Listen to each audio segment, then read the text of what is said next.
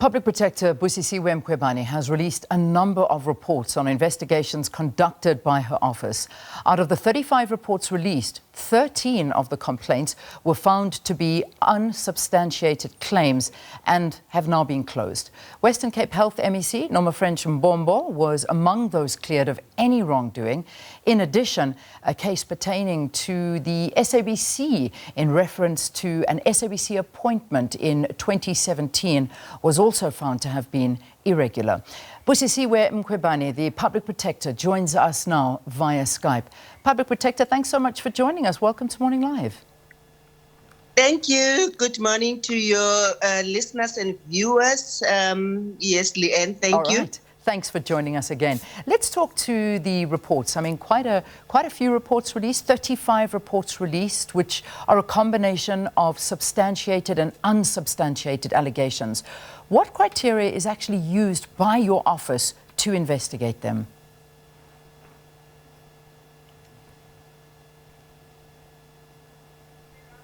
Public Protector, are you able to hear us? Hello? Hi, we seem to have lost you a little yes. bit. And the criteria, yes. We, when we receive a complaint, and especially the ones which are lodged with the office, we then have to assess the complaint to determine whether it falls within our jurisdiction, and if it falls within our jurisdiction, is allocated to an investigator who will then start investigating the matter, contact the complainant, contact the department concerned, and after that evaluate or assess the information or the evidence which we have in our possession. So if then the evidence which we are having does not substantiate the complaint, meaning we have determined that the institution complained against has complied to the relevant prescripts or the policies of that particular institutions, then we will then compile a closing report. So a closing report, we will then inform the complainant and inform the institution concerned that this matter has no basis or your claim is unsubstantiated. We are closing that particular report. And where then the matter is substantiated, meaning where the institution concerned or the public servant or the executive has violated any legislative prescript, then we will issue a report which has a remedial action to correct whatever wrong or to correct whatever maladministration or improper conduct which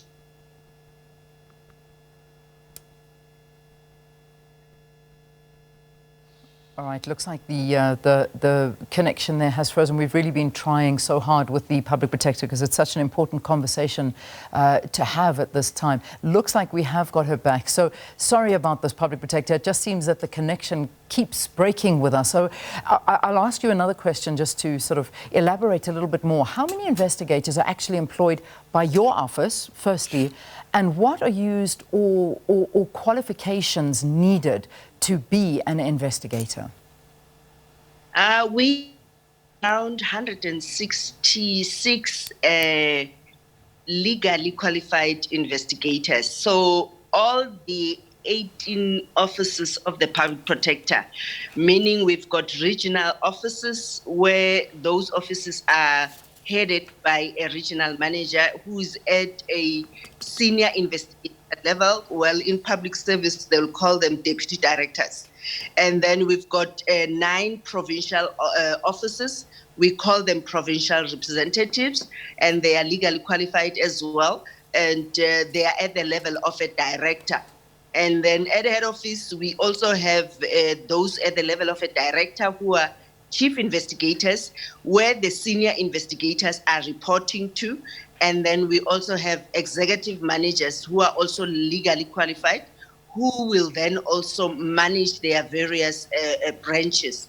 So we've got around 166 legally qualified investigators. Okay. All right. So let's now look at some of the findings. Of those that were released yesterday, 5 actually related to procurement irregularities. Can you give us a quick insight into how the complaints are investigated and how, at the end of the day, a final outcome is decided? We'll look at some of the complaints after we chat to these issues.